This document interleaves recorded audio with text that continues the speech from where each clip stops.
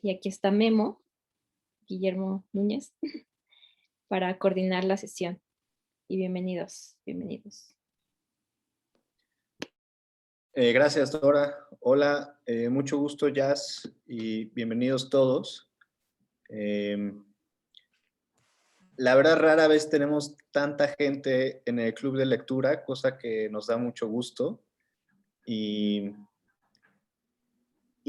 eso implica algunas cosas prácticas, como sobre todo porque hemos procurado que el club de lectura, además de que en principio quienes participan ya leyeron el libro, para después tener una especie de conversación pues más informal y relajada, pero pues una cosa práctica, solo en la medida que alguien quiera participar después de una breve intervención que haré, pues ya saben cómo funciona aquí el bendito Zoom, levantan la manita y les damos la palabra.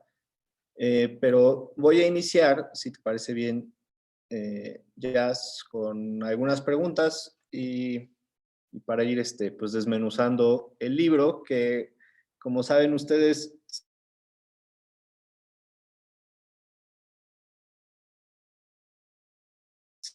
se publicó, un poco como decir que se publicó este año también, como que estos 2 años son un año, parecen.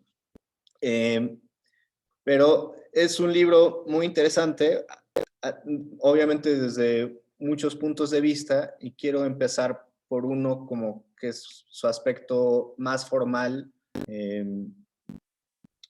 Quiero empezar por ahí, sobre todo porque es como ir como de lo más evidente para luego ir ya entrándole a la carnita del tema del libro, ¿no?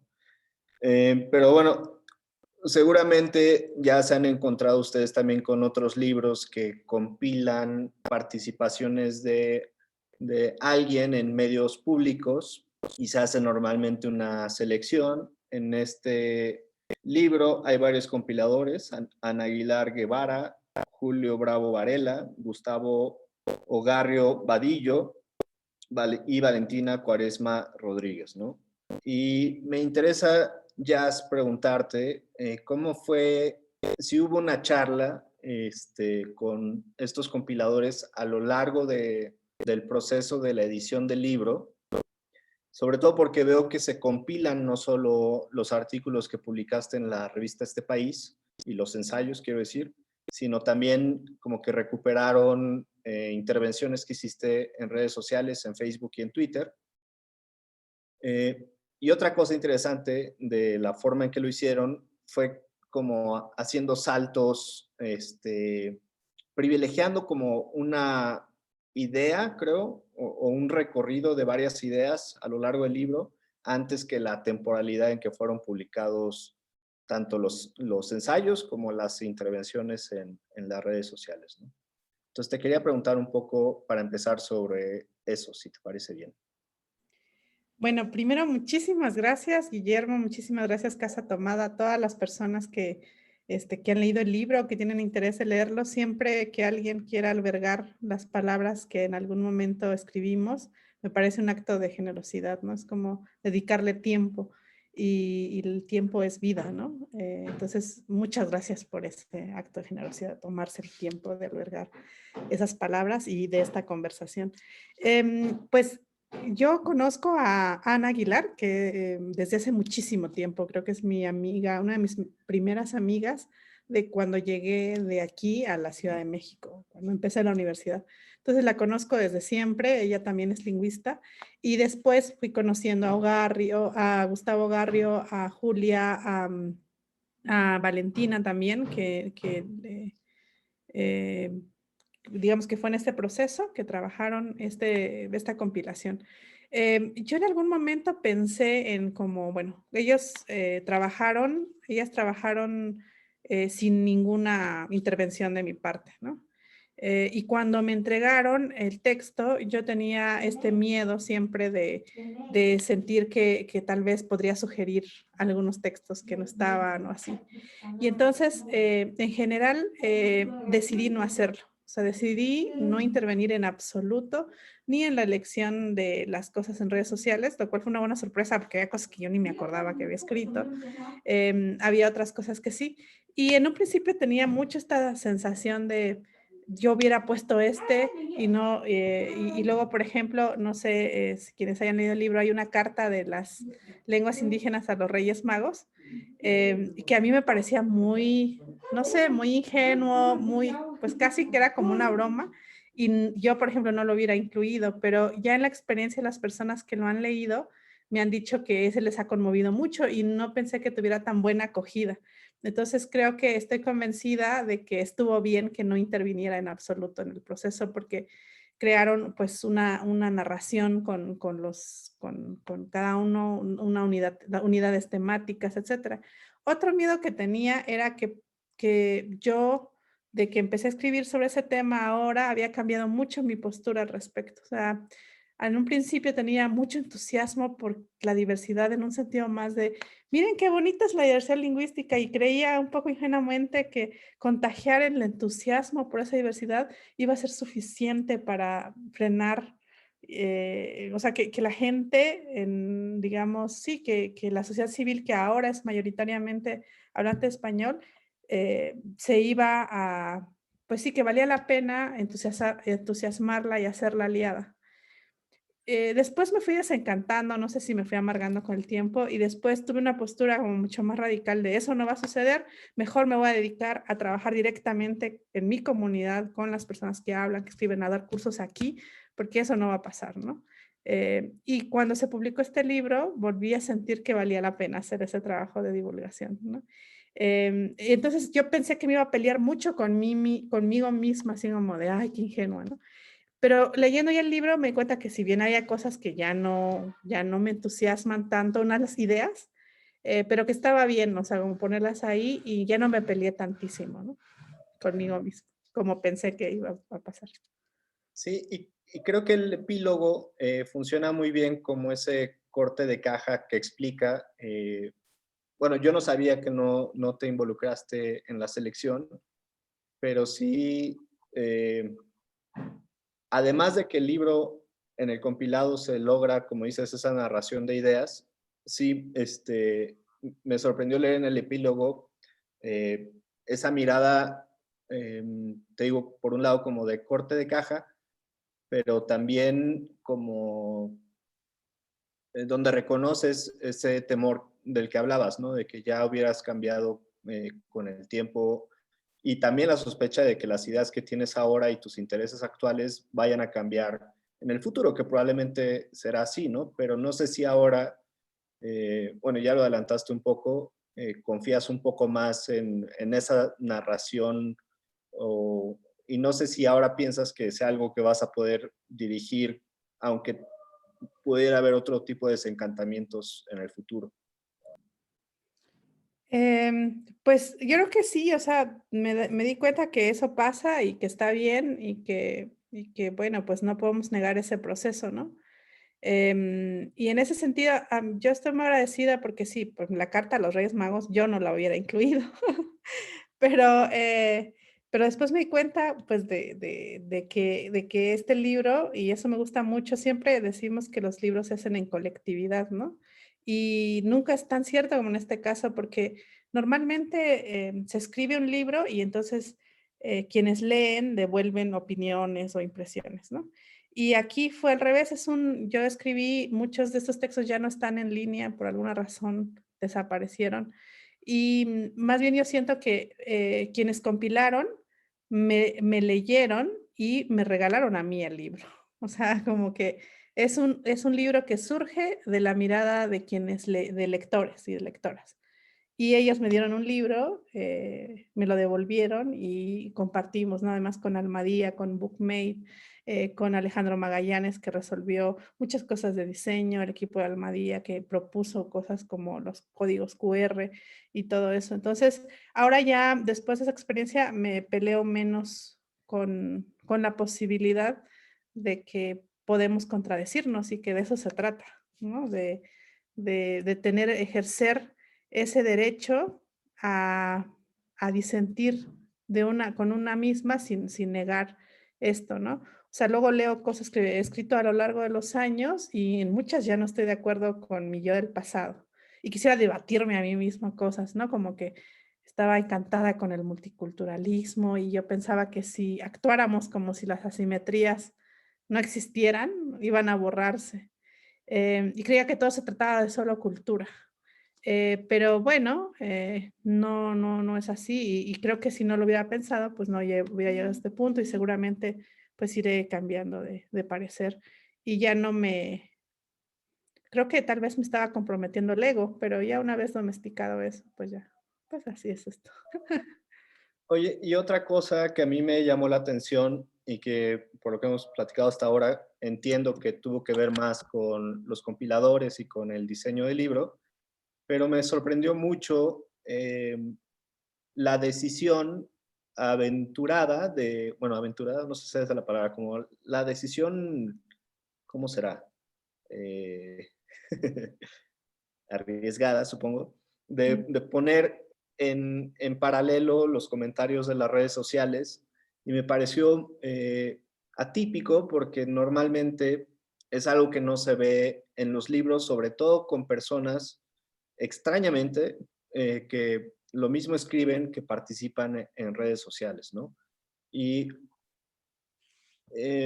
sobre todo, estaba pensando como en escritores de literatura, me cuesta trabajo imaginar a uno o poniendo en un libro de ensayos como los tweets que como que yo hubiera pensado que los hubiera incorporado en todo caso alguna idea al texto y lo hubiera retrabajado y cosas por el estilo, pero me gustó mucho esta manera en que lo resolvieron porque también llama la atención al hecho de que pues tú eres una participante activa de las redes sociales y no sé cómo vivas eso diariamente, ¿no? O sea, eh, si un tweet es algo que, pues obviamente hay todo tipo de tweets, hay unos, obviamente quienes, quienes usan Twitter lo saben, pues hay unos que son más en WhatsApp, otras cosas que sí tienen cierto grado de importancia mayor y demás. En fin,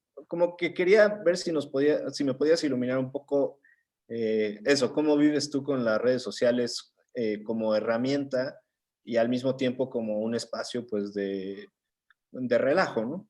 ujú. Sí, cuando me dijeron de esta posibilidad, a mí se me hizo así como un poco raro, pero de verdad no quise, o sea, fue un momento lo decidí como muy pensadamente de no intervenir en ese proceso del libro, ¿no? Pero sí fue un poco raro, así como, ¿no? Pero al parecer les parecía a quienes compilaron que podía ser una posibilidad interesante, como estos textos más como ensayos y hacerlos dialogar con lo que le llamaban escritura tecleada, ¿no? O sea, como en las redes. Y bueno, Valentina, Julia, Gustavo, Ana, pues se dieron a la tarea de estarme siguiendo en ambas redes, lo cual es como, así yo decía, ay, qué gran acto de generosidad hacer eso, de compilar, filtrar y luego además buscar en dónde podían acompañar, porque a veces no se corresponden en tiempo. O sea, un tuit está en un ensayo y están muy lejanos, pero temáticamente cercanos. Lejanos en el tiempo, pero cercanos en el tema. Para mí las redes sociales las empecé a usar más, siento, cuando, o sea, sí las he usado desde hace mucho más, Facebook, después Twitter. Las he usado más o sea, para mí son una ventana de interlocución. Yo vivo en Ayutla, desde hace, o sea, yo vivo en Oaxaca desde hace como 10 años más o menos. Y en Ayutla, pues la mitad de eso, de tiempo completo, porque antes iba y venía a Oaxaca por el trabajo, ahora ya vivo aquí. Entonces, mucha de mi vida es un contexto muy contrastante al de las redes. O sea, lo que sucede en mi vida cotidiana, lo que sucede en la vida de la comunidad, el altavoz con las autoridades dando instrucciones, mis amigos y mis amigas aquí, las problemáticas que enfrentamos, la vida comunitaria. Es una realidad muy distinta a la que yo puedo ver en redes, sobre todo en Twitter, que es como como mucho más lejano, ¿no? Hay menos personas de la región Mije ahí. Entonces, para mí es un canal, tal cual es una ventanita que abro hacia el mundo exterior. Y pues es una ventanita que es sobre todo en español, ¿no? También luego tuiteo en Mije y con amigos ahí como nos contestamos, pero es esa ventana, es exterior que trato de no tomarme muy en serio porque este contraste me permite ver que es solo una ventana y no confundirla con lo que pasa en mi vida cotidiana, las luchas que tenemos, etcétera. Y cuando se pone un poco intenso, pues nada más cuestiones de bajar la pantalla de la compu, de la laptop y desaparece.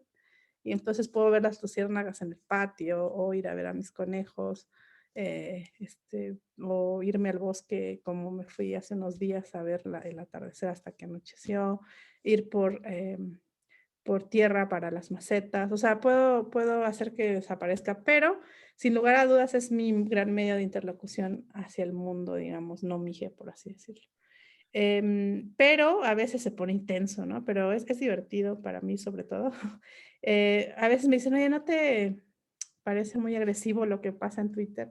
Pues a veces sí, pero eso, o sea, lo puedes cerrar y luego aquí pasan cosas mucho más, pues no sé, concretas y fuertes, como todo este problema que tenemos con el agua, varias denuncias que hemos hecho y esas me implican mucho más el corazón y Twitter me parece y Facebook más como de diversión, ¿no? Entonces creo que por eso mis tweets son como un poco ir aventando lo que se me va ocurriendo y a veces me gusta suponer cosas o jugar más o compartir memes o opiniones, pero sí, luego pasan cosas raras como, sí es divertido, como eso del hackeo que dio pie a una aventura extraordinaria, luego Twitter me suspendió la cuenta.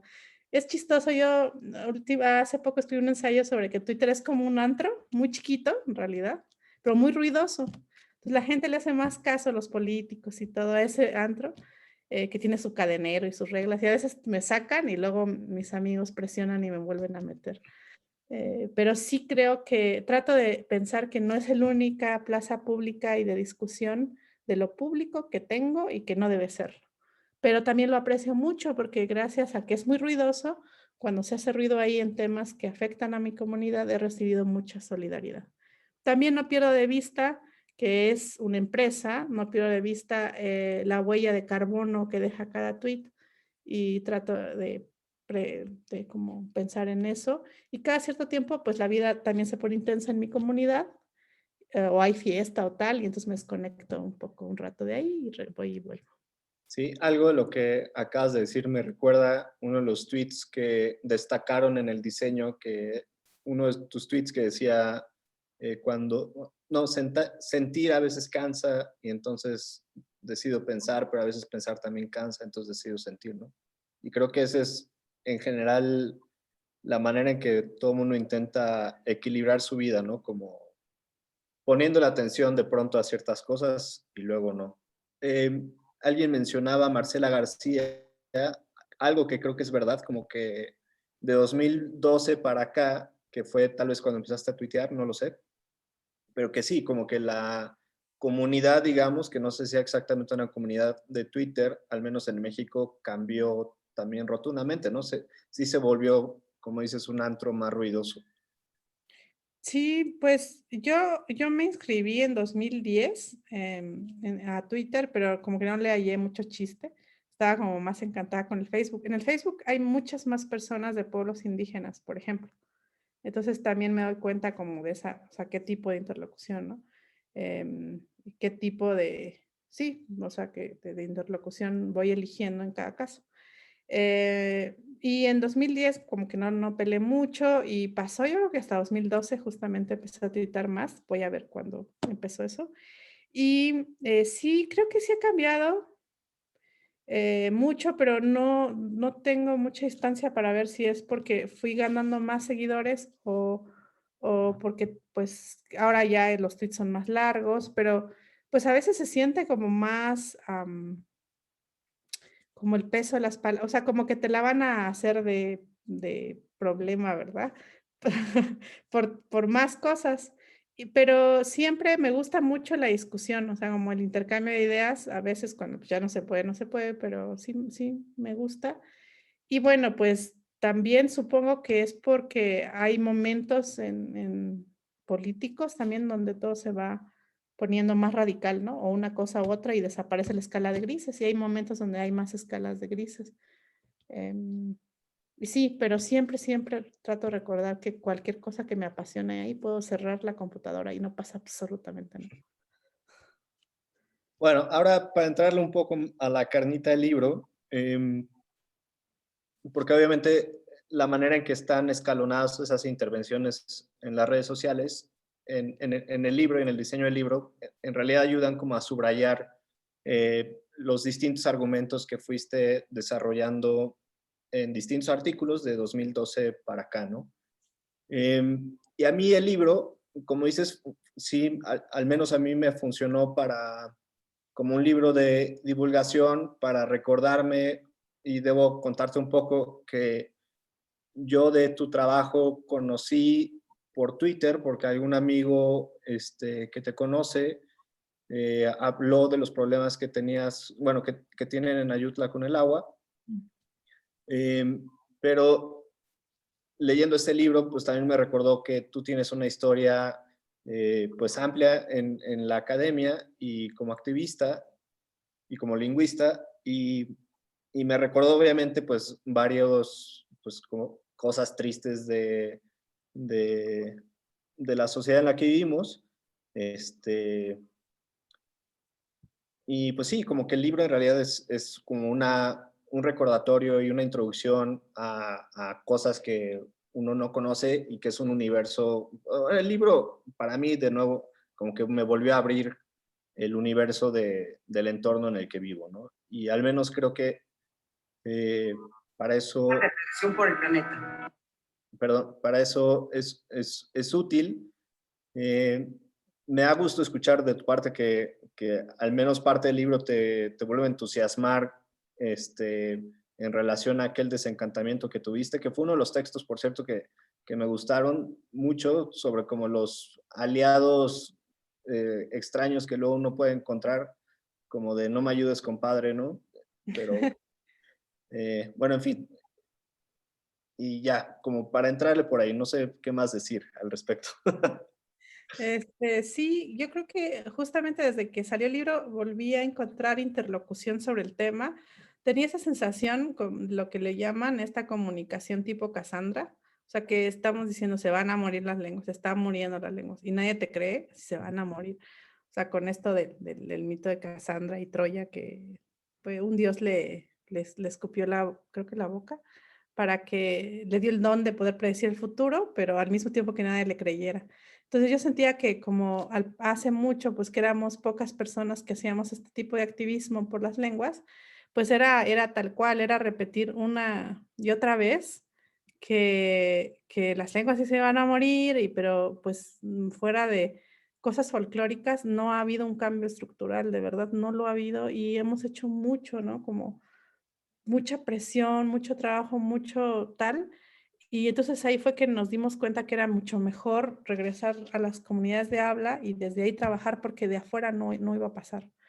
Ese fue ese desencantamiento, ¿no? Que incluso participé en un proceso que se llamaba Comité Interinstitucional para las Lenguas y Culturas de Oaxaca, que tenía como intención hacer un programa para justamente tener una intervención seria y era de muy diferentes instituciones académicas, de la sociedad civil, del gobierno. Y ese proceso me encantó muchísimo porque me di cuenta que solo era pues demagogia y palabras y hacer fiestas el Día Internacional de la Lengua Materna y que iba a perder mi vida y mi tiempo intentándolo ahí, que ahí no era. Y entonces me di cuenta de procesos como cómo le hicieron el hawaiano y el maori. Son lenguas impresionantes por el proceso, son lenguas que lograron revertir el proceso de muerte de la lengua e incrementarla. Entonces me interesaba mucho ese proceso de cómo lo hicieron. Y mejor me puse a investigar eso, a leer más sobre ese tema, a hacer talleres aquí seguimos. Y había dejado un poco la divulgación, un poco ahí, ¿no? O sea, no dejé de escribir, pero ahí estaba, tal vez no con ese entusiasmo primero. Y cuando este libro salió, me impactó, de verdad, no esperaba tanta interlocución sobre ese libro. O sea, de verdad, fue así como, mira, es posible que le crean a las Cassandras del activismo lingüista, ¿no? Y que es posible que, no sé, ahorita estamos aquí en Casa Tomada hablando de diversidad lingüística, cosa que hace años no, tal vez no me lo hubiera imaginado. Por otro lado, mi relación con la academia en realidad no es muy amplia. Eso es un poco, es interesante cómo hay una percepción de que he estado mucho tiempo en la academia. En realidad yo solo tengo la licenciatura. Hice la maestría en lingüística, pero no tengo el grado. Entonces no tengo ni, bueno, o sea, la maestría, el grado no lo tengo, el doctorado tampoco. Ujú. Eh, por alguna razón que me gusta estar un poco de ping-pong en todos lados, he publicado artículos académicos de lingüística así formal, ¿no? Así como el orden de constituyentes en oraciones, pronominales, o sea, cosas así, sí, pero es más como, yo en algún momento sí quería hacer academia, ¿no? Pero me di cuenta que eso me iba a implicar, si quería hacerlo, estar fuera de mi comunidad. Entonces, y también por razones personales no sentía que fuera compatible con mi modo de ser. Fue un proceso difícil decidir que no, porque bueno, cuando estudias lingüística, pues casi que es la investigación y la academia el futuro, ¿no? Y no, o sea, como que deserté, no es que tenga un odio a la academia, o sea, creo que es es como cualquier grupo humano, ¿no? Tiene sus pros, sus contras, etcétera. Pero no lo veía compatible con el tipo de trabajo que personas que venimos de pueblos indígenas a veces queremos hacer. Ahora, me encanta la investigación y un día conocí a un investigador que hacía investigación además de epigrafía y arqueológica y así, eh, sin la academia. Entonces me di cuenta que hay una posibilidad real de no renunciar a hacer investigación, eh, Ujú. o sea, hacer investigación fuera de la academia. Y entonces conocí también ahora mis amigos, mis amigas, que también habían salido de pueblos mijes, que habían estudiado licenciaturas, que habían coqueteado con la investigación, que amaban la investigación, pero querían estar en sus comunidades, regresar. Y a partir de esa experiencia, un día de broma y platicando, dijimos, estaría muy bien tener instituciones comunitarias de investigación, que no sea necesariamente la academia. Y bueno, como MIGE, una parte es con X, pero en realidad se pronuncia J, dijimos, sí, algo así como el Colmex, pero con espíritu comunitario. Y entonces de ahí surgió como una broma el Colmex, que era como una parodia del Colmex, pues. Y después se fue volviendo muy serio y ahora pues estamos investigando muchas cosas, haciendo cosas, tenemos una página y la idea es que la investigación y la docencia y el conocimiento esté más cerca de nuestras comunidades. Y ahí vamos. Ahora, Pero les quiero yo sí hago investigación, pero no en la academia, en Colmix, en Colmex. es Sí. investigación. Y tenemos nuestras oficinas con vista al mar de nubes. Bueno, no tenemos oficina. Entonces, lo que hicimos fue copiar la descripción, a la página del Colmex, Ajá. copiamos la descripción del Colmex y la adaptamos. Entonces, el Colmex dice algo así como, el Colmex es una prestigiosa institución académica. Entonces, la parafraseamos como para hacer una parodia, pero luego, como la gente pensó que sí era de verdad, empezaron a publicarlo así en periódicos y nosotros así, qué pena. Empezó como una parodia, pero Te iba a compartir, antes de pasar la palabra a quien quiera, que mi experiencia como lector con este libro fue, bueno, me sorprendió porque de inmediato lo que hizo el libro fue arrojarme a mi historia personal y como mi contacto con distintas cuestiones de identidad y lenguas indígenas, ¿no? Eso fue lo que pasó y me sorprendió porque de inmediato fue como a cosas muy particulares en mi historia personal que no vienen a cuento, pero lo que me sorprendió es, o sea, me hizo preguntarme por qué ocurrió eso, ¿no? Y creo que tiene que ver mucho con el tono en el que está escrito los distintos ensayos y obviamente pues eso es en parte pues ya algo que tiene que ver con tu personalidad, pero también bueno, mi idea es que es algo igual y sin una decisión previa, pero es como una especie de destilado al que llegaste cuando decidiste publicar para un público más amplio, ¿no? Y, y no sé si nos puedas hablar un poco como de ese registro, ¿no? Que obviamente, bueno, no sé si obviamente, pero sospecho que no es un registro que usas para todo tipo de textos, ¿no? Yo creo que también eso ha cambiado. En el momento en que escribí una buena parte, porque después he seguido escribiendo en este país sobre el tema, ¿no? Em, Ahora ya cada mes. En esa época que empecé, lo hacía cada semana. No entiendo cómo lo logré, pero ahorita no podría sostener una columna semanal. Em, entonces, una de las cosas que me acuerdo que quería era, uno, em, que fuera muy atractivo, o sea, como en un tono muy, porque siempre que hablamos de pueblos indígenas hay un paquete de prejuicios sobre de qué va a hablar alguien que va a hablar de eso. Entonces, ese paquete de prejuicios es como de, va a hablar de eso y hace que no se escuche, que no nos escuchemos. Hay una serie de preconcepciones que tienen que ver con lo identitario, lo cultural, una serie de prejuicios positivos, aparentemente negativos. Entonces yo quería como darle un poco la vuelta para que nos escucháramos en otro nuevo terreno de significados.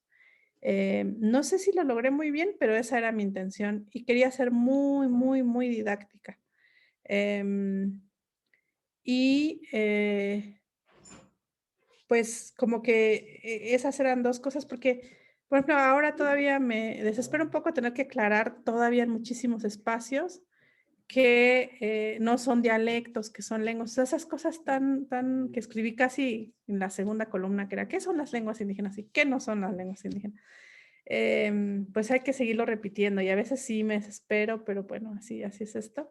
Y tenía esa intención, hacerlo muy didáctico, no tan abstracto, por así decirlo, un poco como una plática, creo. Y en general, a mí lo que más me gusta hacer en la vida es platicar. O sea, yo puedo platicar horas y horas. Casi siempre los grandes cariños que tengo en la vida están atravesados de pláticas extraordinarias y supongo que eso tiene que ver con la tradición oral en mi comunidad, o sea, la importancia de la palabra para mi abuela, para mi familia, en general para mi comunidad. Entonces, casi todo lo que escribo hasta ahora surge de pláticas. O sea, si escribo después de platicar, eh, no sé, es una fuente de... Y entonces sí quería un poco que fuera en ese plan como más platicadito. No sé si lo logré, a veces creo que sí, a veces creo que no. Pero bueno, yo creo que al final quienes compilaron el libro me hicieron quedar lo mejor posible. Muchas gracias, Yas. Pues ahora pasemos para platicar más en conjunto todos. Empecemos por Yatzel Roldán. No sé si le podemos poner el micrófono abierto. Sí, ahí se escucha. Ok, bueno, de entrada estoy muy emocionada porque leí el libro y estaba impactada, ¿no? Yo encontré tu libro, Yasnaya, dando una clase o buscando información sobre una clase de diversidad cultural para adultos. Entonces, para mí era un poco complicado como aterrizar esta cuestión de las lenguas indígenas, porque para empezar tenía o esta contradicción o de decir indígenas, originarias, de entrada ya era un problema, ¿no? Entonces, cuando empecé a leer tu libro, dije, bueno, sí, indígenas es válido, ¿no? Y yo justificaba desde antes el uso de esta palabra por la cuestión política, porque decías que si digo originarias, es quitarle toda la lucha política histórica que tienen los pueblos y las comunidades indígenas, ¿no? Cuando leí tu texto dije, bueno, creo que no estoy tan perdida, ¿no? De entrada fue eso. Después me acordé mucho de una anécdota que tiene mi papá. Mi papá y mis abuelos son originarios de Cholula, yo soy de Puebla, estoy en Puebla. Entonces mi papá mucho contaba y mucho ha contado de su bisabuelo, del bisabuelo Miguel, que hablaba náhuatl y a él le prohibieron en la escuela hablar su lengua materna porque decía que era una lengua de perros, ¿no? Entonces a mí me molestaba mucho cada que me contaba esas cosas, decía, bueno, es que ¿por qué dicen eso, no? Me acuerdo que me lo contó muy chiquita y a mí me molestaba, ¿no? Porque decía, pero es que así habla, o sea, ¿por qué le vas a cambiar la forma de hablar, no? Y bueno, ya, obviamente tratando de justificar, no, pues es que si no lo van a discriminar, etcétera, etcétera, ¿no? Y entonces como esa pequeña anécdota justifica que mis tíos y mi padre, y bueno, obviamente yo, no hablo una lengua indígena, ¿no? En este caso náhuatl, que es la lengua que se hablaba en Cholula. Entonces, igual como leer tu texto de alguna forma prendió otra vez esa anécdota, ¿no? Y esta necesidad como de, pues sí, de hablar de cosas que no solamente pasan por la identidad, ¿no? Sino por una cuestión política, obviamente. Y también estoy haciendo guiones y conduciendo un programa de divulgación científica y cultural, y en alguno hablábamos de lenguas indígenas y precisamente tomábamos tu texto como una referencia, y de hecho fue como eh, un episodio debatible, porque de entrada no salió cuando lo habían programado, ¿no?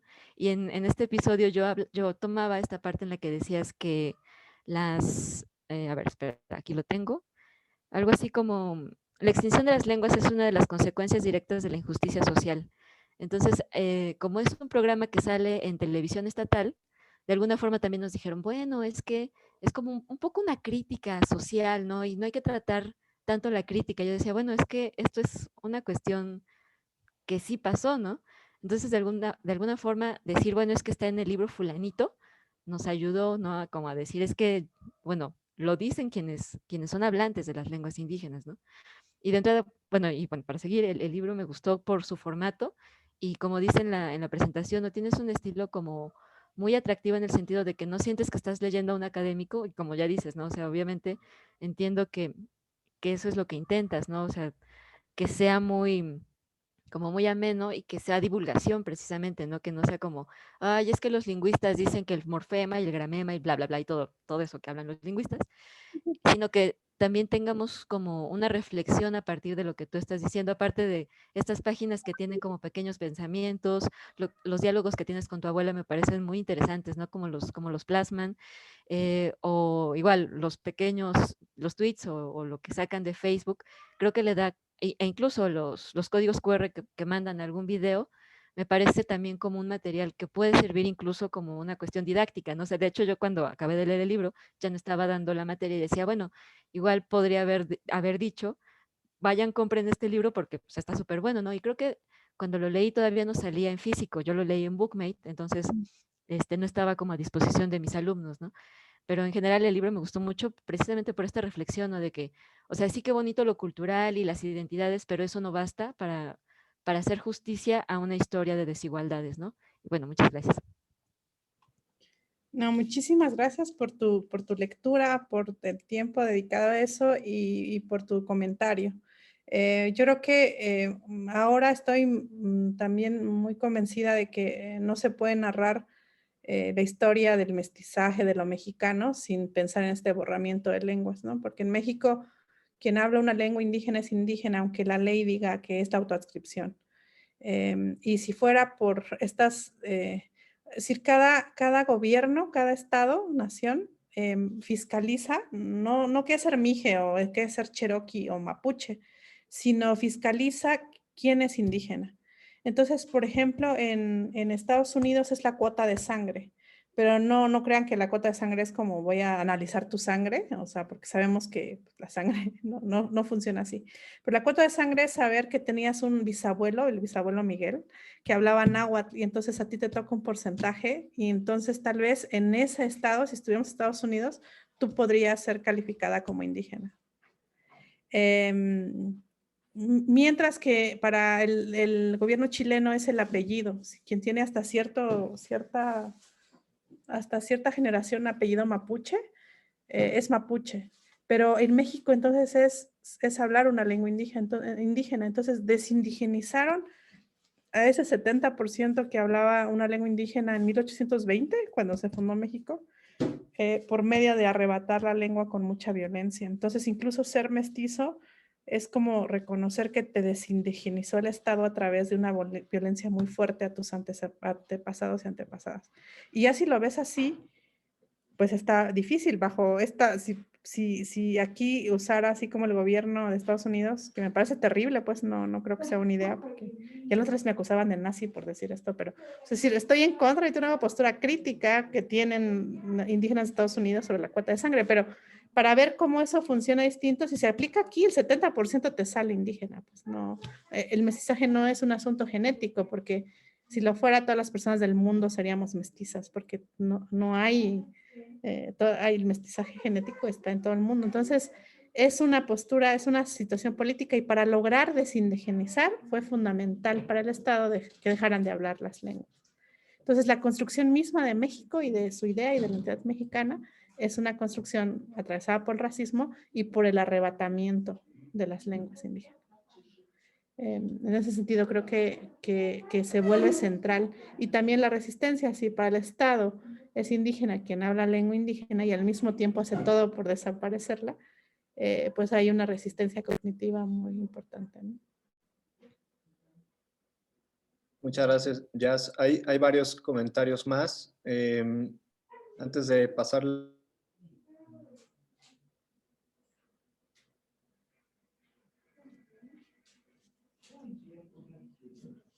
Bueno. Creo que se nos fue Memo. Si gustan, puedo leer mientras regresa una pregunta que estaba... Va Marcela. Sí, va Marcela y luego sigue el comentario de Marlene en el chat. Hola, ¿qué tal? Mucho gusto, es un gusto estar aquí. Tengo varios comentarios para hacer, pero fundamentalmente tengo dos preguntas. Yo soy socióloga, soy argentina, vivo aquí hace 14 años y entre otras cosas que hago, me dedico a organizar la conferencia TEDx Ciudad de México. Y el año pasado tuvimos muchas ganas de invitarte, Elena, pero no se pudo. Ojalá pronto lo podamos hacer. Bueno, y además soy curiosa, soy ecléctica y me encanta meterme a temas. Yo no soy lingüista, soy socióloga, pero me ha sido muy sorprendente, estoy sorprendida por lo disfrutable y fácil que ha sido la lectura de este libro. Y me surgieron dos preguntas. La primera es cómo sientes, porque todo esto es un poquito antiguo, digamos, en el sentido de que ya el gobierno cambió, ¿no? Y me interesaría saber cómo sientes que la 4T se planta frente a la diversidad cultural. Me da muchísima curiosidad eso. Y también me gustaría, muchas de las cosas que leí me hizo pensar en Bolivia, ¿no? En el Estado Plurinacional de Bolivia, ¿no? Si has tenido algún tipo de experiencia con Bolivia y,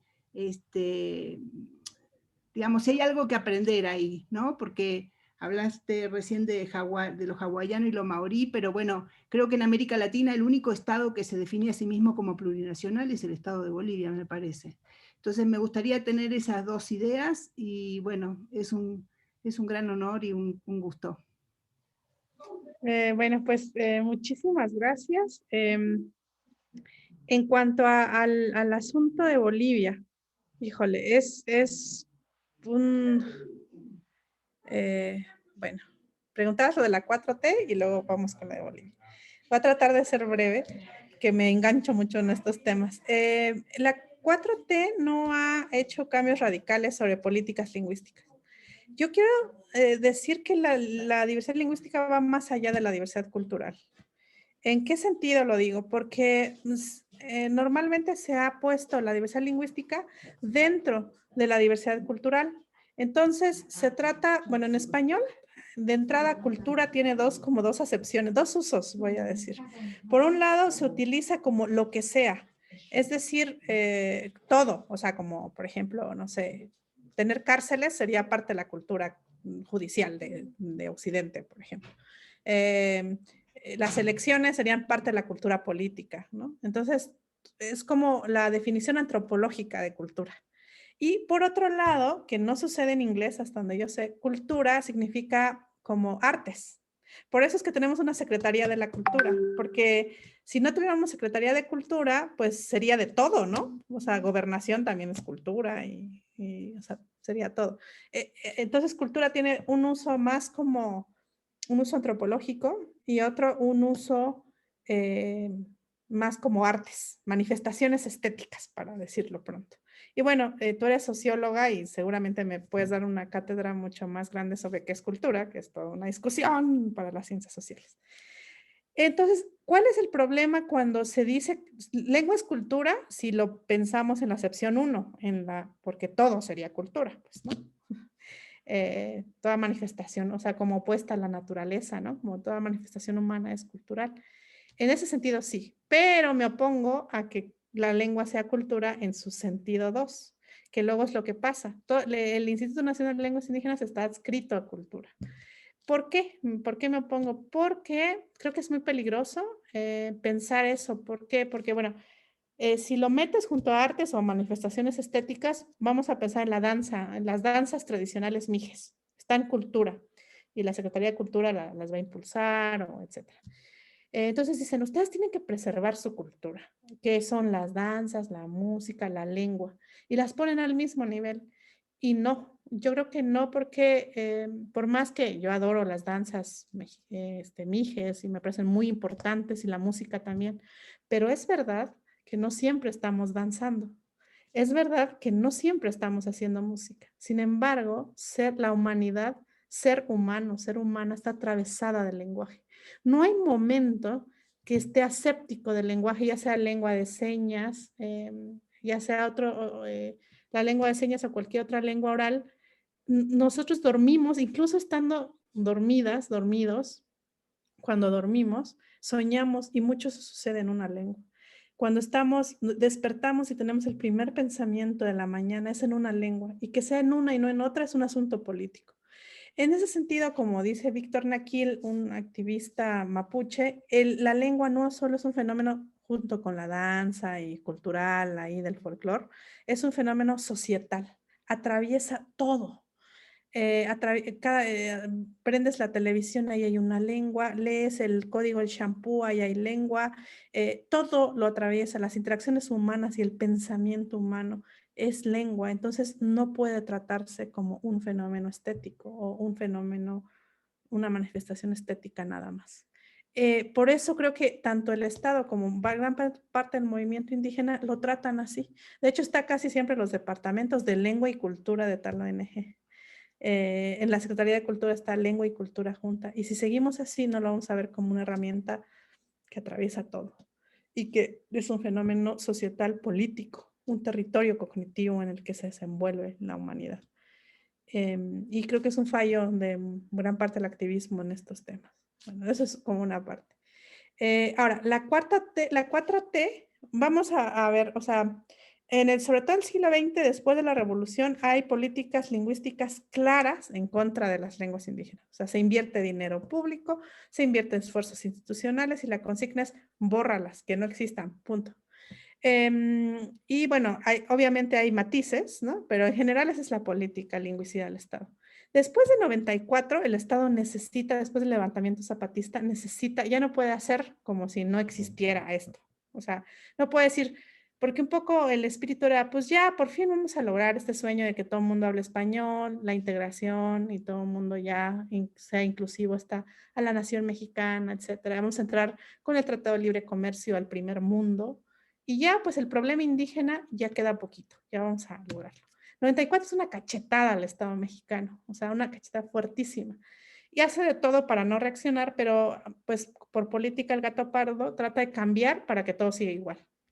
Entonces cambian los discursos y el marco legal para que los acuerdos de San Andrés no se cumplan, los traicionan. Entonces hacen maquillajes no tan fuertes, se ceden un poco, pero no lo ideal. Lo mismo pasa con las políticas lingüísticas, un poco reacciona a esto. Las instituciones como el INEA, el Instituto Nacional de Educación para los Adultos, abre su parte de lenguas indígenas, población indígena. El CONAFE también, el fomento educativo. La SEP abre la CGIB, que es la Coordinación de Educación Indígena y Bilingüe, etc. Entonces, hacen estos cambios para decir, no, sí estamos atendiendo, y dentro de esos cambios, en 2003, se crea la Ley General de Derechos Lingüísticos de los Pueblos Indígenas. Es una ley muy potente que viene desde el activismo, pero que es letra muerta, básicamente. Se ha avanzado poco y sin la voluntad del Estado, y con la 4T no ha cambiado absolutamente nada al respecto. Es más, ni siquiera han presentado un plan de políticas lingüísticas. Lo ven como folclore. Las dos cosas que han cambiado es lo siguiente. En la ley ya estaba que todas las lenguas indígenas junto con el español son lenguas nacionales legalmente. Lo que ha cambiado en la 4T es que ahora lo elevaron a rango constitucional, lo cambiaron al nivel, está en proceso, o sea que ya esté en la Constitución, no solo en la ley general. Y van a crear una universidad de las lenguas indígenas con 4 carreras para especializarse sobre eso. ¿Eso va a hacer que dejen de desaparecer las lenguas? Absolutamente no. El cambio no es ese, lo hemos dicho cuál debería ser, no creo que vaya a serlo, entonces ahí no veo ninguna transformación. Ahora, para no extenderme mucho, yo tengo una postura muy crítica sobre el Estado plurinacional. En México está muy lejos, no creo, o sea, por más que me escuchaba al presidente López Obrador hablar del presidente de Bolivia y alabar que es un Estado plurinacional. México lo más que pudo fue decir que México es una nación pluricultural. Una nación nada más. No, sí es reconocer la existencia de otras naciones, que es pluricultural, que como dice el periodista mapuche Pedro Cayuqueo, es como decir que una bolsa de M&M tiene muchos colores. O sea, pues el mundo es pluricultural. Ni siquiera en la región Mije somos iguales culturalmente. O sea, la pluriculturalidad es inherente a las sociedades humanas. Entonces, enunciar lo obvio no tiene potencia. Decir que México es un estado plurinacional implica leer colectividades que tienen autonomía y derechos sobre sus territorios. Sin embargo, lo que ha pasado tanto en Bolivia como en cualquiera es que cuando lo piensas eso en el marco del Estado, pasan muchas cosas que no, que igual después me invitan para hablar porque tengo las críticas al modelo del Estado plurinacional. Pero bueno, vamos a pensar que es un mínimo básico, supongamos. No veo condiciones en México para ello. No lo va a soltar. Esperemos, bueno, hay una ley una propuesta, una iniciativa de ley que se está cocinando, prometieron que ahora sí van los acuerdos de San Andrés, un poco desfasado, pero vamos a ver si hay voluntad política, porque lo que es en México, la izquierda y la derecha son muy nacionalistas, y romper el nacionalismo tan fuerte mexicano para aceptar un Estado plurinacional, pues sería súper interesante. Yo estaría ahí viendo de cerquita lo más posible ese proceso. Pero no veo condiciones, la verdad. Muy bien, y Perdón. creo que el comentario de Marlene va de la mano con lo que ya has comentado. Lo voy a leer. Dice, uno de los temas que creo que empapa gran parte del libro es el tema de cómo se hace política hablando las lenguas indígenas, y hablabas de que no se ha conformado como tal un activismo lingüístico. Esto fue en 2014. Pregunta, ¿hoy crees que se ha avanzado en la construcción de este movimiento, y aún si el movimiento no se ha conformado más en forma, ha transformado las políticas públicas a favor del rescate de las lenguas indígenas? Muchas gracias. Bien, ahora de parte del movimiento, ¿no? Del movimiento indígena, ahorita hablamos poco qué está haciendo el Estado y estas cosas de viaje, pero hablando del movimiento indígena, creo que ahora sí, o sea, sí se ha, obviamente, no sé, pienso en el movimiento de mujeres, ¿no? O en otros movimientos que tienen pues más tiempo, más potencia, etcétera. Y este movimiento es más joven, pero lo veo cada vez más articulado con la defensa del territorio, ¿no? Y creo que le está dando una potencia especial. Sí lo veo mucho más fortalecido, ¿no? Que hace 6 años. Pero sí sigo pensando que lo estamos viendo por el lado folclorizante todavía y por el lado de cultura en su segunda acepción. Necesitamos sacar las lenguas de los departamentos de cultura y verlo como no separado. Y sí es bien triste cuando la dirigencia de los movimientos indígenas, que son distintos y complejos y tienen sus complejidades, quienes tienen más compromiso político no transmiten la lengua a sus hijos. Entonces, entiendo que hay muchas razones personales, no es una crítica personal, pero sí es muy desmotivante ver eso. No, o sea, pareciera que no es una prioridad ni siquiera a veces para la propia dirigencia del movimiento indígena, con muy buenas excepciones, pero en general no. O sea, en las manifestaciones que se hacen, los carteles no están en las lenguas, por ejemplo. Y justo Víctor Naguil me decía que una cosa que pasa con el movimiento mapuche, muy importante, fue pensar de, pues necesitamos usar nuestra lengua para lo político, ¿no? No se puede desligar. Y a veces pasa que el movimiento se desliga y entonces, pues sí, está bien que se creen más premios de literatura indígena, pero pues eso no va a hacer que más población infantil adquiera la lengua que no está adquiriendo.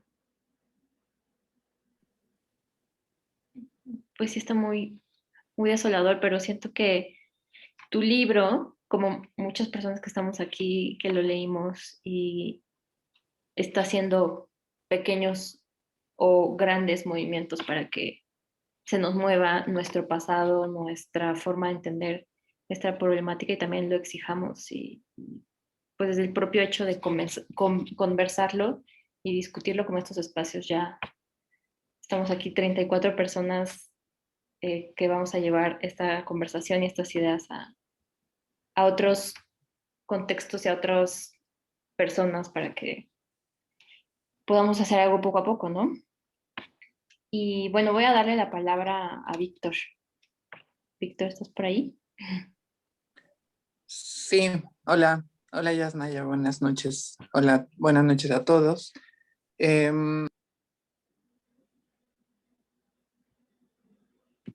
Se silenció. Ahí está. ¿Lista? Ya. Bueno, a mí nada más comentar que yo no conocía nada de tus textos, nada de tu trabajo, Yasnaya. Pero cuando supe del texto, bueno, del libro y la compilación, me llamó mucho la atención el tema. Y, y me gustó mucho, pues, encontrar temas muy interesantes, pero al mismo tiempo darme cuenta de, pues, de mi propia culpa, ¿no? Como a lo mejor sin saberlo, ¿no? O sea, como en estos, toparme con pared con algunos comentarios que en ciertos momentos he hecho, ¿no? O he escuchado de otras personas. Eso me pareció muy interesante y como lo sentí como un texto que, bueno, para quien lo quiera ver así, como revelador o como que abre un poco la mente y te muestra otras cosas. Y particularmente me gustó mucho estos, ya lo habían comentado, estos pequeños guiños a las conversaciones con tu abuela, que creo que podría ser incluso tema de otro texto completo, no sé, o sea, me gustó mucho y me gustaría seguirlo viendo. Y bueno, mi comentario, mi pregunta es, hace un rato mencionabas como esta, eh, pues que tu perspectiva ha cambiado, ¿no? O sea, a lo mejor desde, o sea, viendo estos textos y desde, no sé, textos que son escritos hace más de 5 o 6 años, eh, ¿qué de ese activismo que en ese momento tú escribiste sigue vigente? ¿Y qué ya no lo es? ¿O qué otras cosas se han sumado a eso? Que a lo mejor digas, esto no funciona, ¿no? Esto, porque bueno, tal cual, estos manifiestos pueden no funcionar de cierta forma conforme a mi trabajo ha ido avanzando, ¿no? Entonces, eso me gustaría como que ampliaras también un poco lo que decías del multiculturalismo, ¿no? Que realmente eso no es pues, la solución o el camino. Gracias.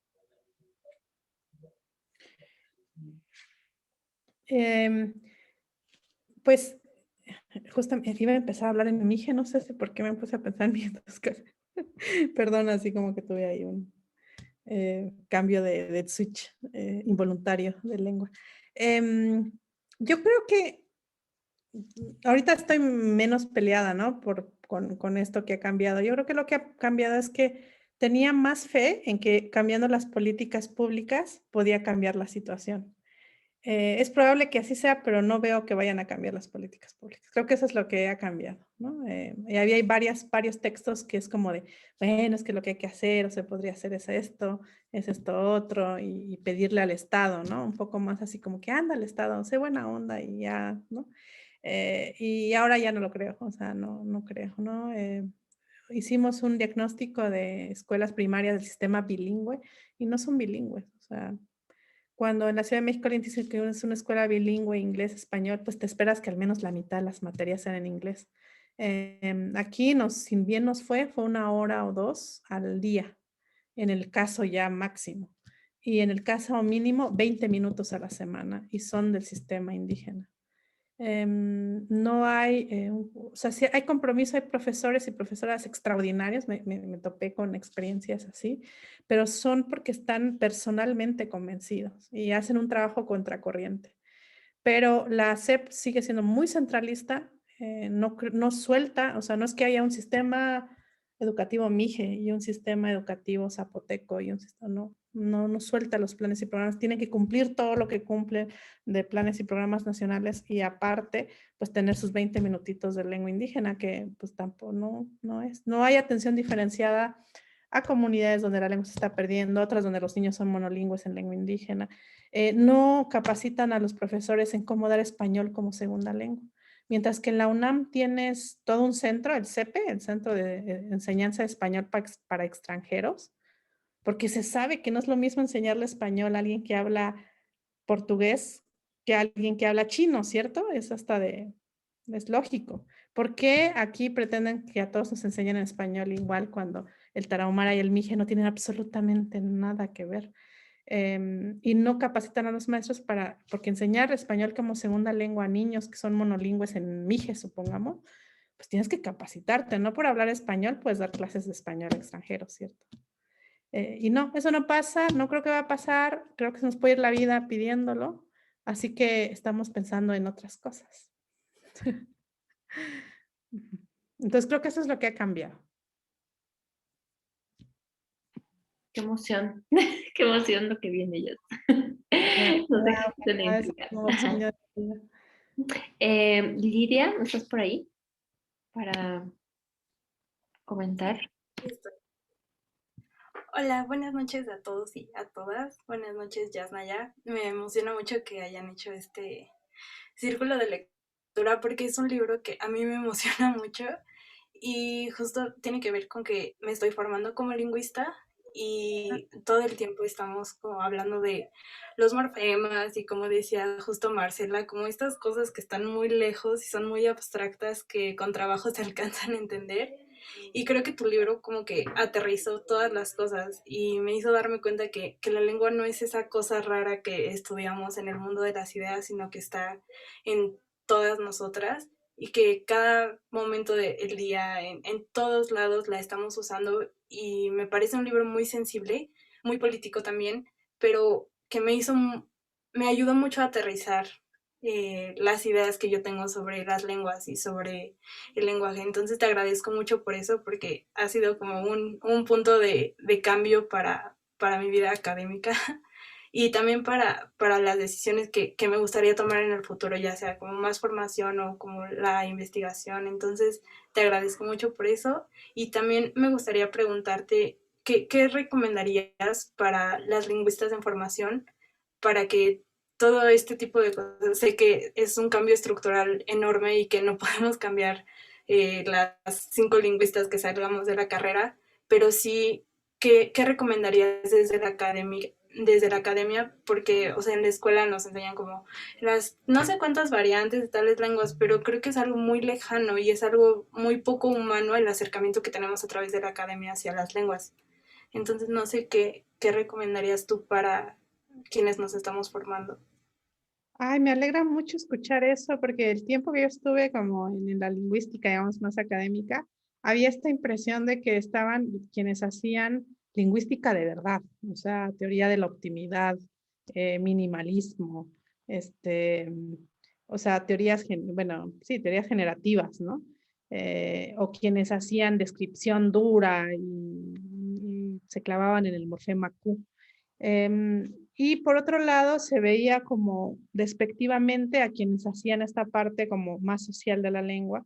En esa época les decían sociocosas, ¿no? Así como que, en la carrera vamos a ver estas materias fonética y tal, y ahí rápido pasa políticas lingüísticas porque qué hueva.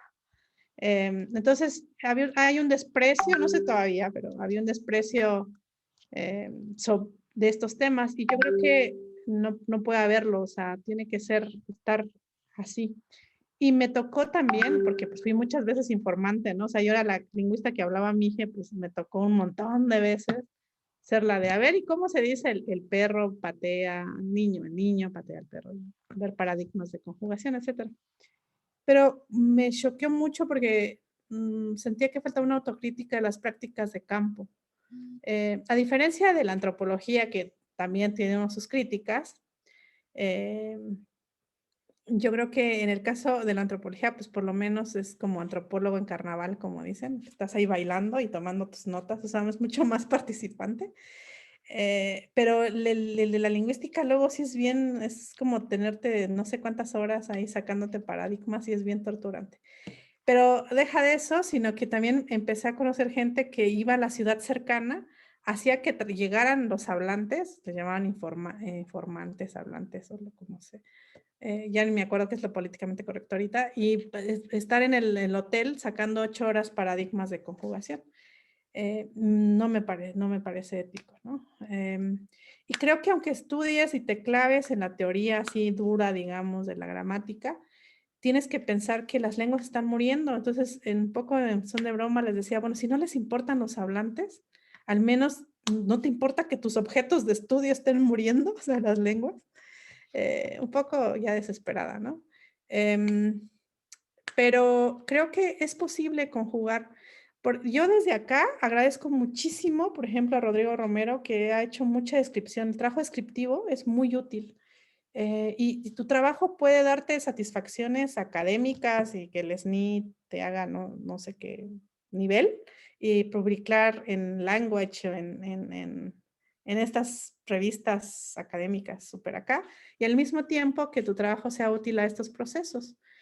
Puedes hacerlo y luego adaptarlos o explicarlos y mucha de por ejemplo, yo creo que está a punto de salir, Rodrigo está a punto de sacar un diccionario de la variante de mi comunidad y va a ser súper útil. Es como, gracias, ¿no? Que un esbozo gramatical perfecto, o sea, todo eso nos sirve para nuestros procesos de la escritura, en muchas cosas, en desarrollar enseñanza de Mije como L2, por ejemplo, como segunda lengua.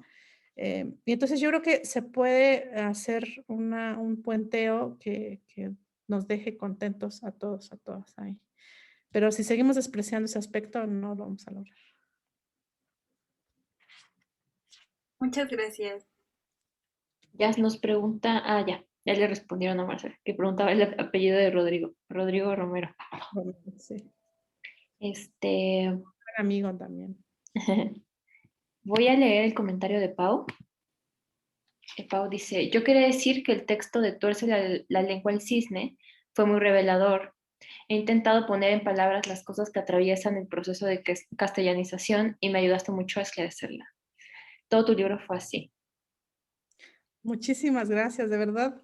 Me entusiasma volver a hacer divulgación del tema cuando escuche esas cosas, porque ya me había rendido. No, y a lo mejor hacerle a este texto un apéndice, como tú dices, borraduras tal vez, o No, y corregir a ti misma. Ajá.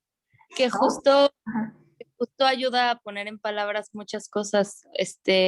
Creo que eso es muy importante para seguir la conversación.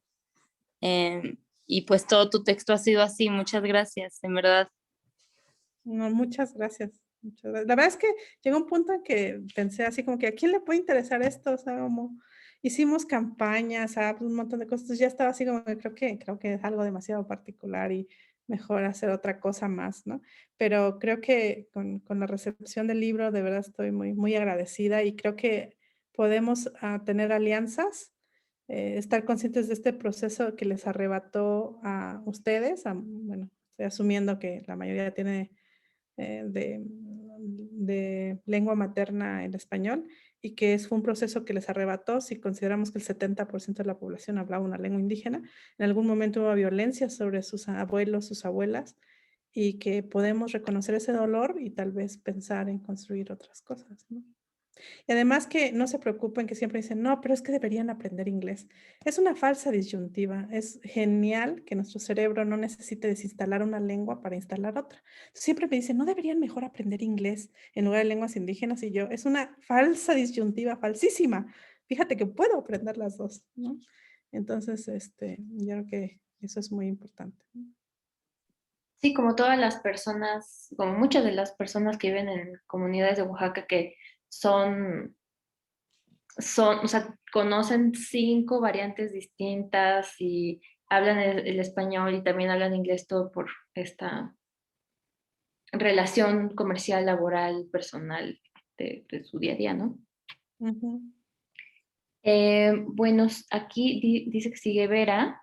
Vera, ¿estás por ahí para tu comentario?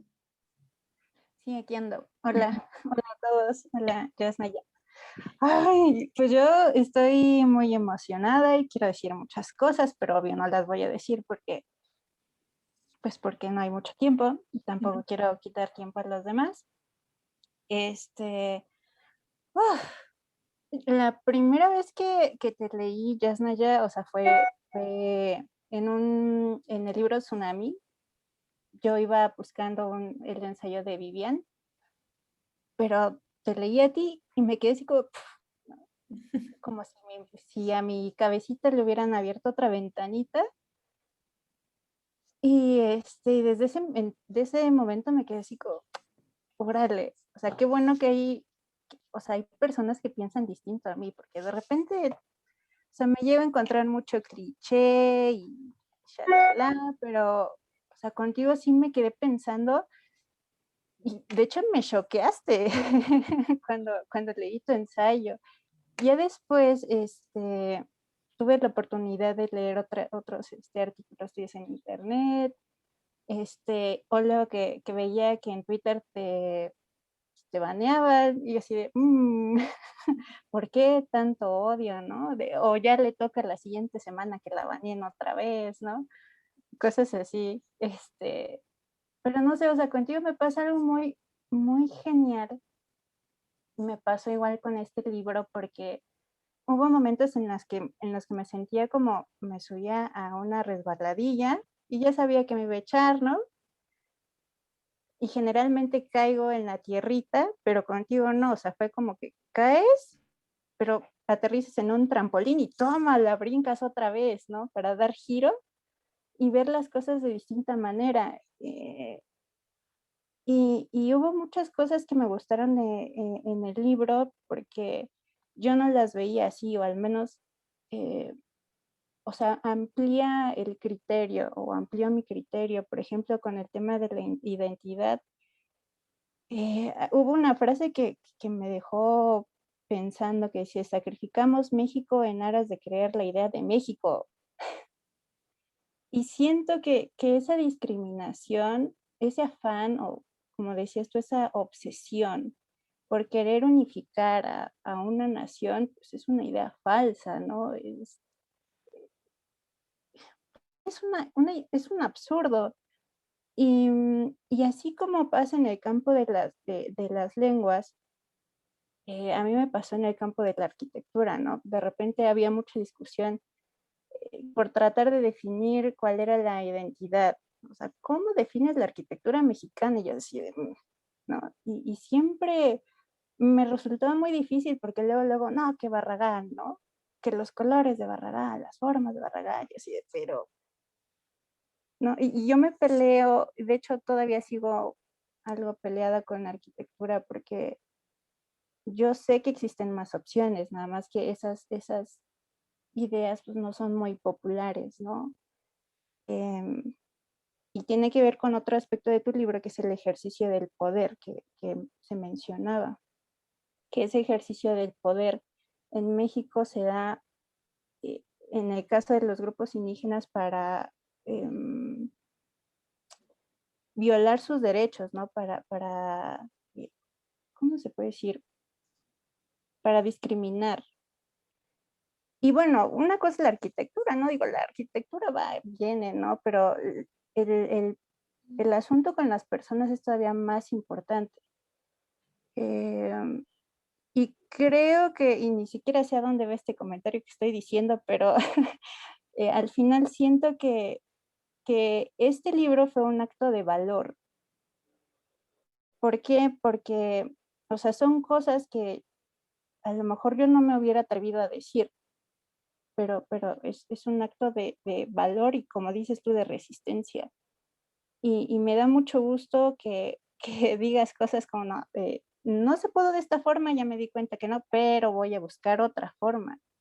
No lo voy a poder hacer mediante el Estado, pero lo voy a hacer de otra forma y eso me da mucho gusto, de no rendirse. Y hay una frase que también me resultó muy iluminadora que dice allí, ¿no? La muerte de una lengua es un asunto de derechos humanos, eh, como resultado de actos violentos de supresión, ¿no? Y desde allí me quedo pensando, ¿qué es lo que yo puedo hacer?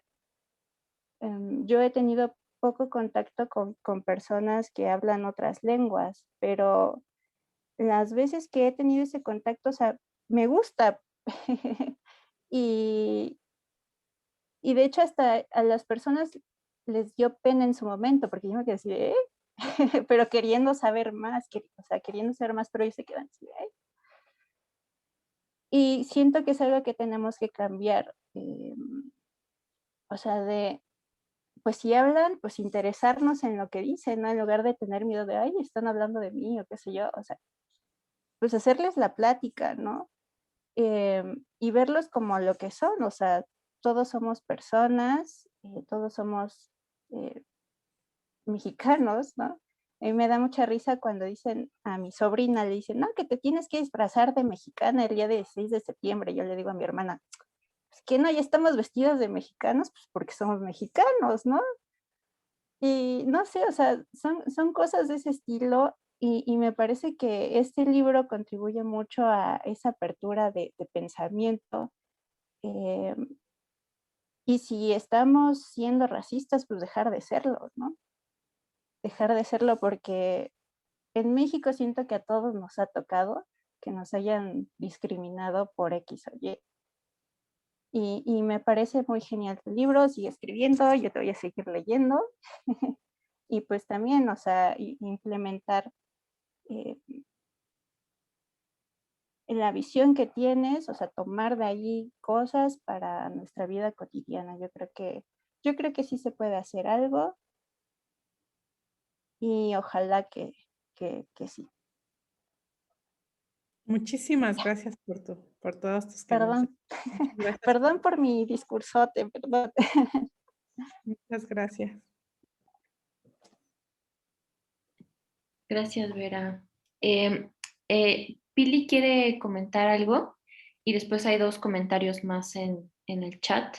¿Está bien ya si vamos con Pili y los dos comentarios y cerramos?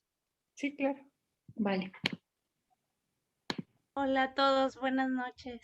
Yo soy Pili Roth y estoy muy emocionada de haber leído este libro y de sobre todo tener el honor de conocer a Yasnaya en persona, que estés aquí y que nos estés escuchando. Yo precisamente me emocioné mucho porque justo acababa de toparme con El lugar del agua y lo leí, y cuando supe que íbamos a leer este libro fue maravilloso y parte de la emoción. Yo también disfrutaría mucho de una publicación dedicada específicamente a tu abuela.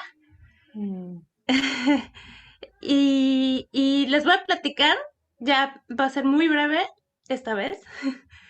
Les voy a platicar una anécdota. Esto sí sucedió y sucedió durante la comida. Estábamos 4 amigos. A la hora de la comida, ya saben, a la hora de la chorcha, entonces empezamos a medir nuestros achaques y tal de la edad.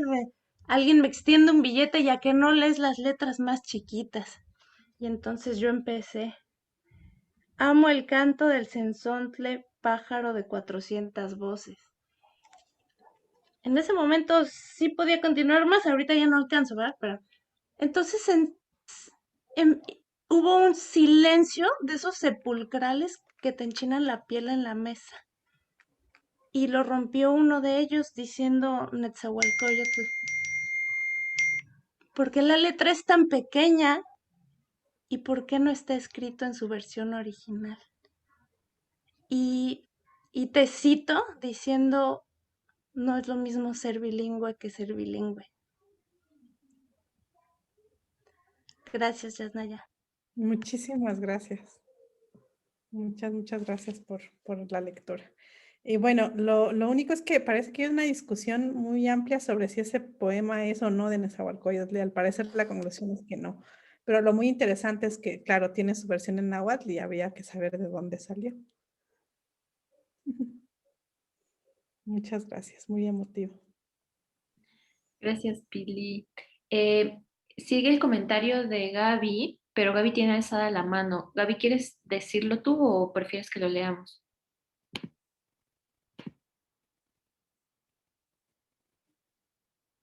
Creo que tienes tu micrófono apagado.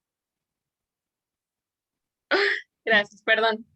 Bueno, hola a todas y todos. Hola, Yasnaya. Yo también te conocí por el ensayo de Tsunami y pues sí fue algo que me voló la cabeza, lo de las cuotas de sangre, y fue algo que estuve mencionando con varias personas, así de, ay, es que yo no sabía que las cuotas de sangre, y lo mismo me pasó con este libro. Ya no hallaba yo con quién decirle, oye, es que me acabo de enterar y acabo de leer esto en mi libro, la verdad aprendí bastante y creo que me hizo reflexionar bastante sobre muchas cosas y ya me hice como que un proyecto personal investigar lo de las familias lingüísticas.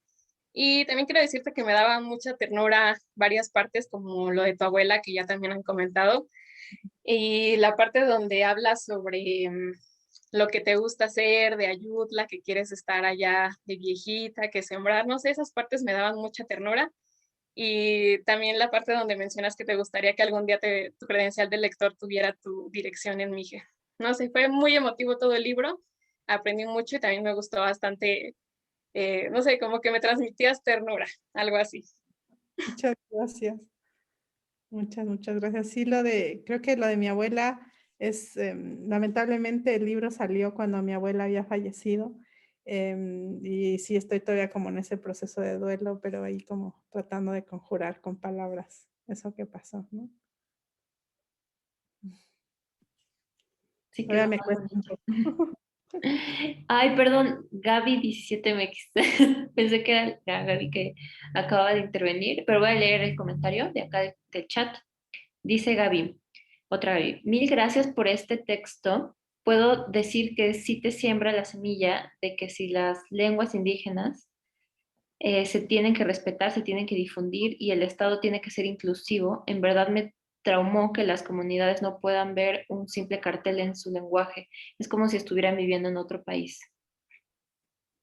Sí, lamentablemente la violación de los derechos lingüísticos de la población que habla lenguas distintas, incluyendo, por ejemplo, la población rom, que es la población que habla, la población gitana que habla lengua rom, que también es parte, ¿no? Es una situación igual y en todos los países donde tienen presencia. Entonces, como las lenguas de señas también, ¿no? La lengua de señas mexicana, la lengua de señas maya. Entonces, hay una diversidad lingüística a la que no nos estamos abriendo y que es un proyecto estatal, pues no sucedió así nada más. Voy a leer el comentario de Marlene. Solo como comentario, yo no soy hablante de lenguas indígenas, pero mi hijo de 1 año tiene un nombre náhuatl. Cuando fui al registro civil, pretendían hacerme escribir de puño y letra y firmar que aceptaba ponerle a mi hijo un nombre que podía hacerlo víctima de bullying, supuestamente por ser un nombre extraño. Me impactó mucho esta situación porque pensé, ¿por qué no le piden lo mismo a quienes le ponen nombres extranjeros a sus hijos? Y tu libro me hizo entender que esta situación que yo viví debe ser aún más dura para los hablantes de lenguas indígenas y es solo una de las muchas formas de discriminación hacia ellos. Sí, yo creo que ahí se puede meter hasta algún recurso legal, pero bueno, yo ya estoy así como demándalos. No, porque es discriminación lingüística, o sea, incluso creo que en el libro habla de eso, ya no me acuerdo, pero hay una pareja que tuvo que interponer un amparo para que le pusieran un nombre en su lengua. Y aparte tuvo que hacer un peritaje antropológico porque había una ley en otro estado que decía algo así como que solo podías poner nombre indígena si eras indígena. Entonces es tan absurdo como decir, solo te puedes poner Rodrigo si eres alemán y solo te puedes poner Abraham si eres hebreo. O sea, es absurdo. No te puedes llamar Xochitl si no eres náhuatl, o sea, ni Nayeli si no eres zapoteca, ¿no? Que es un nombre en zapoteco. Es totalmente absurdo, pero es como el pan de cada día en el registro civil. O sea, nos ha tocado y tocado. No, y si tiene diéresis, peor. Yo les decía, la humanidad ya llegó a la luna y no puedes poner las fuentes de lenguas indígenas en tu computadora. O sea, por favor, no, no tiene que ver con lo técnico, sino con una postura política. Y sumado a esto, Pili comenta, claro, o un texto en un billete de su lengua original. Exacto, un texto. Y bueno, está un comentario más de Sofía. Dice, mi micrófono no funciona bien, así que por acá va un breve comentario. Yasnaya, agradezco muchísimo la conversación. Te escuché por primera vez en Prepa Ibero cuando Julia te invitó. Pocos días después me eché el librito entero. Bueno, el libro enterito. Los cambié diminutivos. Eché el libro enterito. Como te dije ese día, agradezco que me hayas ayudado a cuestionarme mi identidad como hispanohablante y mi responsabilidad con la diversidad lingüística como persona y desde mi lugar como profesora. Muchas gracias también a Casa Tomada por abrir el espacio. Muchas gracias, Casa Tomada, y muchísimas gracias, Sofía, por leer. Muchas gracias, Jazz. Muchas gracias a Ana Sofía de Bookmate que está acá, que sin ella y sin su equipo de Bookmate y sin las personas que dicen que sí, hagámoslo, esto no sería posible y no serían posibles muchas otras cosas como estos libros. Lorena quiere decir algo. A ver, Lorena. Hola, buenas noches a todos. Solo decirle a Yasnaya que tengo un tiempito leyéndote y que no solamente eres una lingüista, eres brillante, Yasnaya. Abres la mente. Eres una mujer que no solo habla de lengua, sino de la vida. Y nos abres ventanas a muchos. Te agradezco infinitamente que existas y que te metas a estos chats y que te metas a Twitter y que te metas a donde tú quieras, Yasnaya. Sigue iluminando. Muchísimas gracias. Es todo.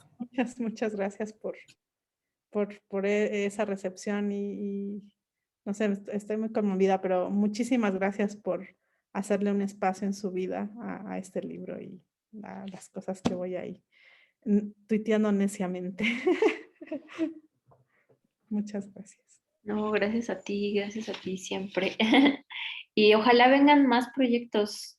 El audiolibro ahí por ahí decía Ana Sofía y Sí, ya. sí estaría bueno. Y no sé si, o sea, no sé, una idea ahí nomás como posibilidad de traducción a otras lenguas, cómo sería, si se lo han pensado, si no, si vale la pena, si no, pero siempre nos va a emocionar mucho leerte y sobre todo que te podemos leer todos los días en las redes sociales. Hallando, no me sacan hallando y luego me tomo unos descansitos. Ahorita ando en uno, pero nos vemos pronto. Pues muchas gracias, Jazz. Y también Memo tuvo un problema con su internet. Pues al tener Easy, Axtel, pues de pronto se le fue, se le desconectó y se disculpa muchísimo contigo, Jazz, con todas las personas acá por desaparecer. Y pues nos veremos el próximo mes por acá. Y muchas gracias, Jazz, por aceptar la invitación, por enriquecernos siempre, por tu escritura. Y pues gracias también a todas las personas que se conectaron y que discutieron y leyeron y que están aquí escuchando nada más también. Muchas gracias, sí, de verdad. Y gracias, Casa Tomada, siempre. Se siente como estar en casa, aunque tomada. Gracias. Y pues bueno, no sé si alguien más quiera añadir algo. Pues si no, cerramos la sesión y nos veremos pronto. El próximo mes me parece que leeremos los eufemismos de Ana Negri, pero ya les confirmaremos. Todavía estamos viendo eso. Interesante. Bueno, pasen bonita noche. Muchos abrazos. Cuídense mucho. Gracias, buenas noches. Gracias.